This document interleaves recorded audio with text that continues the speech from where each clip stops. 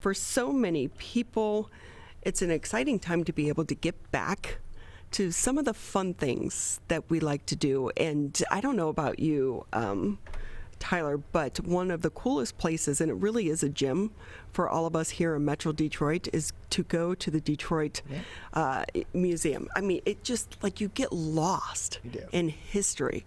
It's incredible. And, you know, I think for some of us, we forget it's right in our backyard. We think about going to D.C. to take advantage of all of those museums.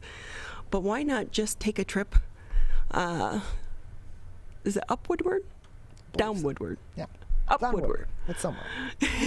A trip along Woodward. Only we had someone to ask. And check out the Detroit Historical Society. With us now, let's bring in Elana Rugh. She is the president and CEO. Great to have you with us. How are you today? Thanks, Ronnie. Great to be with you. I'm great. I have to ask, when you go into the museum, what's your favorite exhibit?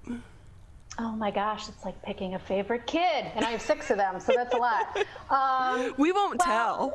No, I know. You know, what's interesting about this work, and I think I have the coolest job in Detroit. I mean, history is magical, and I get to go work in a museum every day, so that's pretty neat.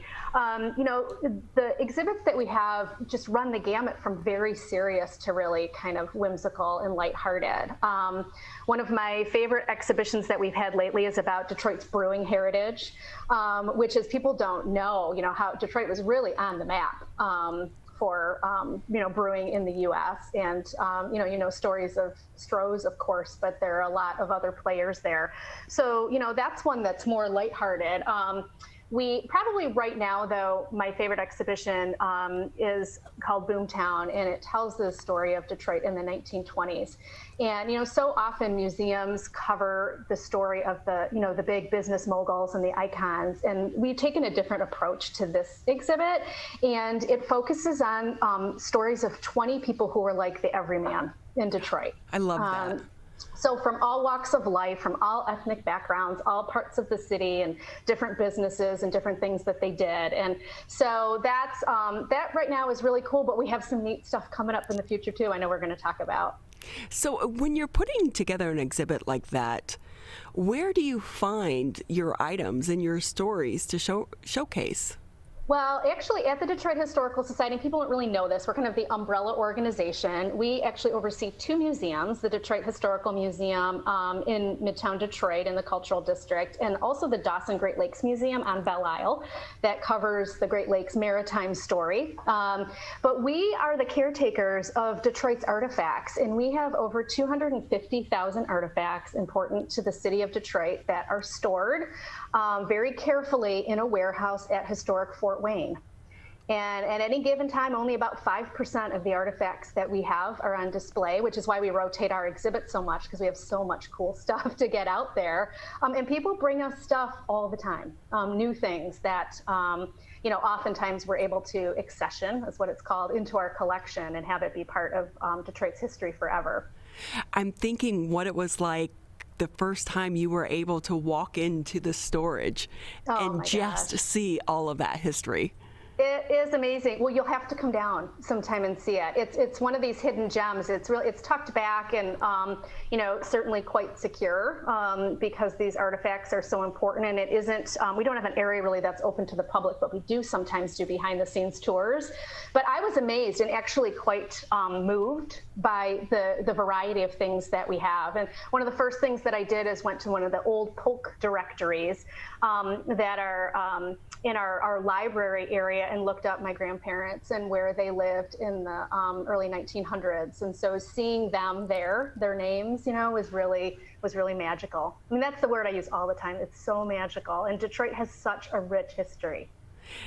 Elana Rugh with us here on the MegaCast. She's the president and CEO for the Detroit Historical Society. And I know that we want to talk about Detroit 67, but before we get to that, when you are telling these stories, why is history so important to us right now? Right. Well, we a little tongue-in-cheek here. I had a T-shirt made for our staff during COVID times that had a quote on the back, and it said, "Don't make me repeat myself." history, right?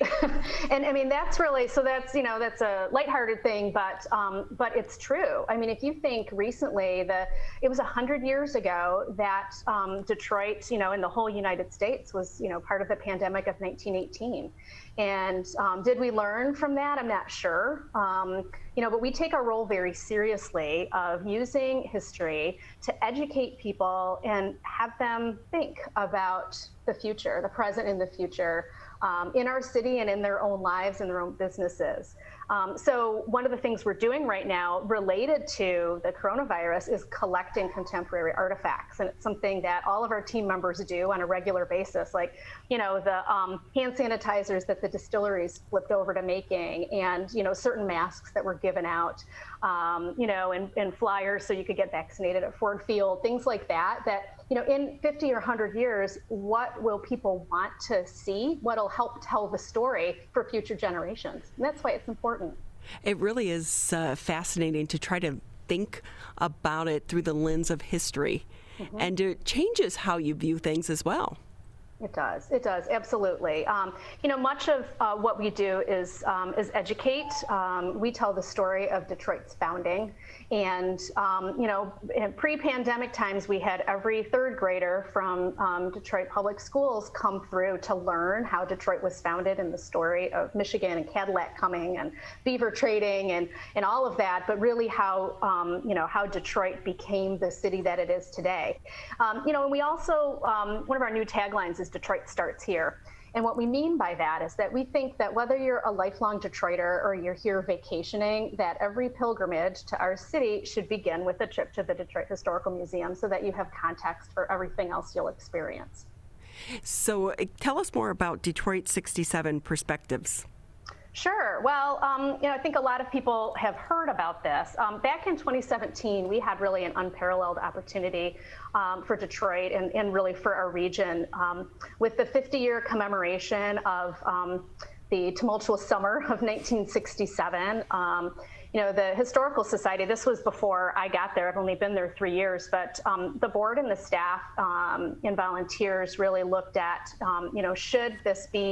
should this moment in history, should they let it pass and kind of let it rest, or should they use it as a catalyst to re-engage the community in a discussion about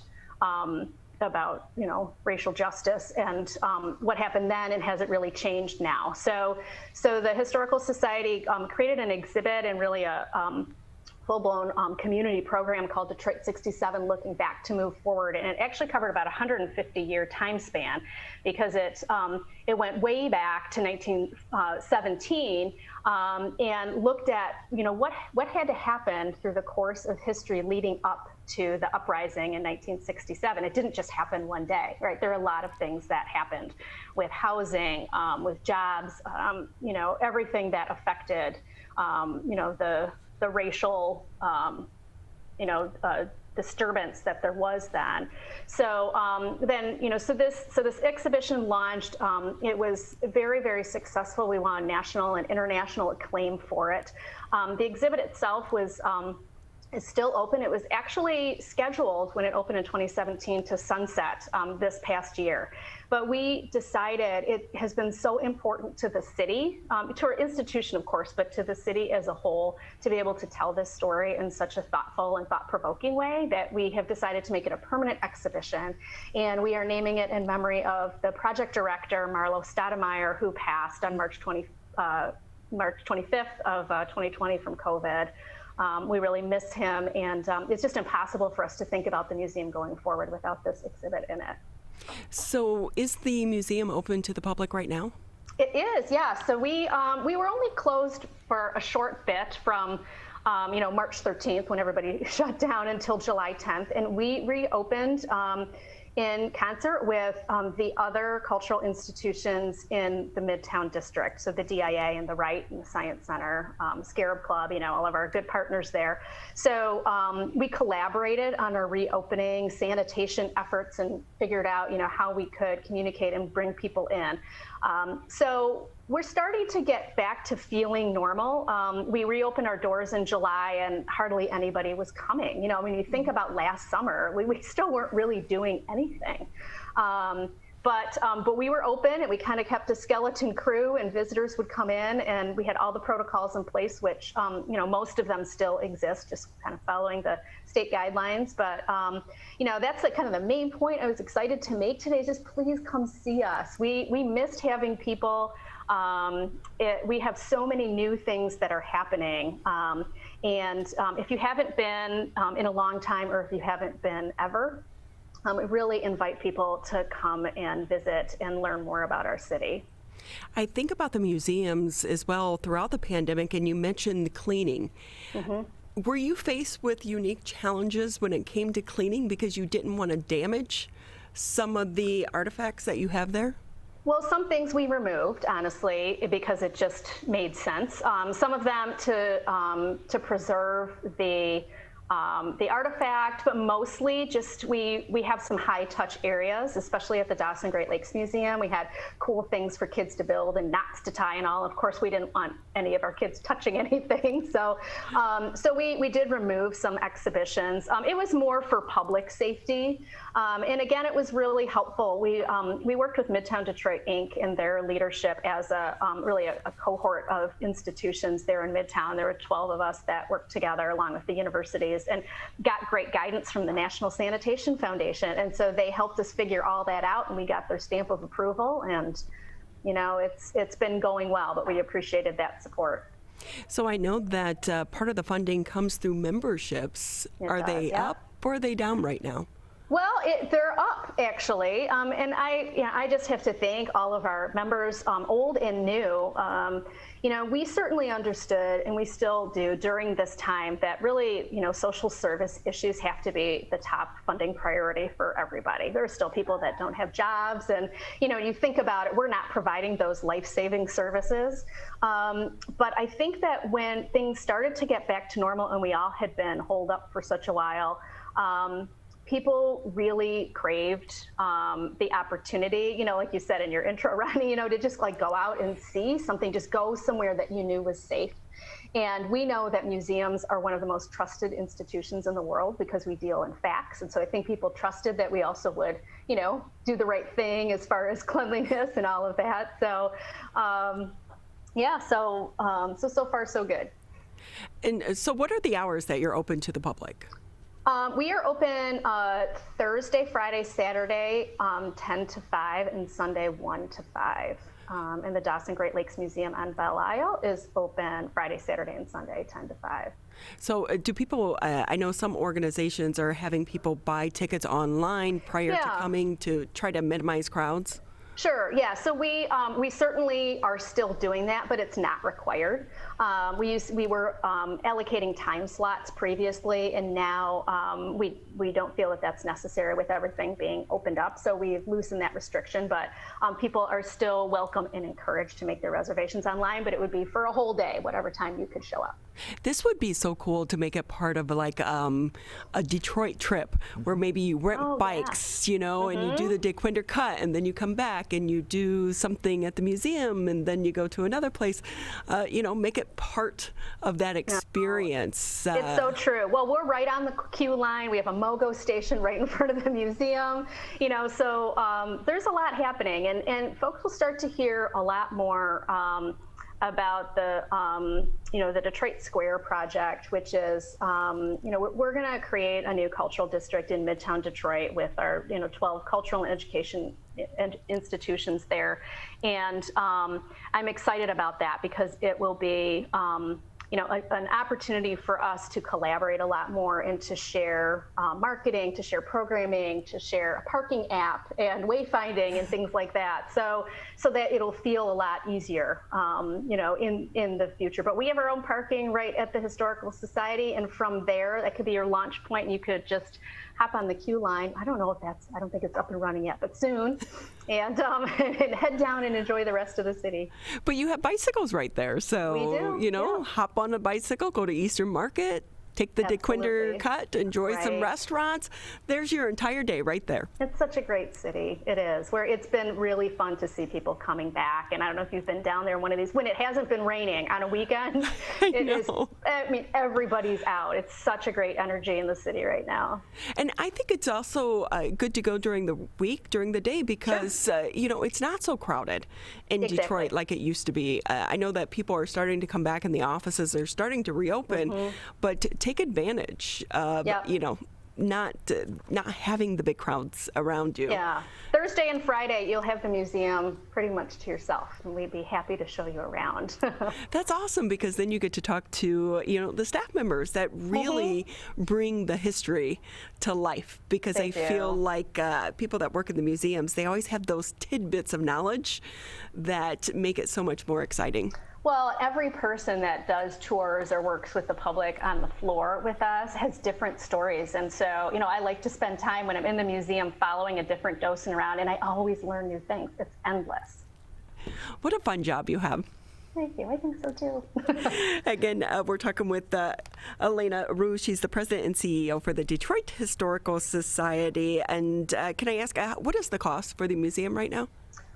It is $10 for adults, $8 for students and seniors and first responders and military, and $6 for kids. But if you sign up for a membership, you can come whenever for free, which is great. We have a variety of membership levels. All this, of course, is at DetroitHistorical.org. So people can visit us there. And we also do have a no-cost membership that's available for residents of Detroit, Hamtramck, and Highland Park. So for folks who live in those areas, they can have a no-cost membership. What a great place to escape for the day as well. So thank you so much for being with us. We so appreciate it.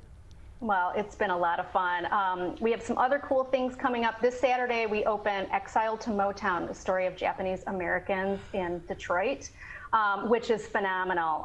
So please come visit us. I'd love to see everybody. How long is that show going for? That's going to be on for several months, so probably at least 3 months. Okay, great. Well, thank you so much, and please keep us informed and let us know of the new things going on. And everyone, please take time, go downtown, support local. We're not out of the pandemic just yet, but support the institutions that make us unique as well, and that includes the Historical Society.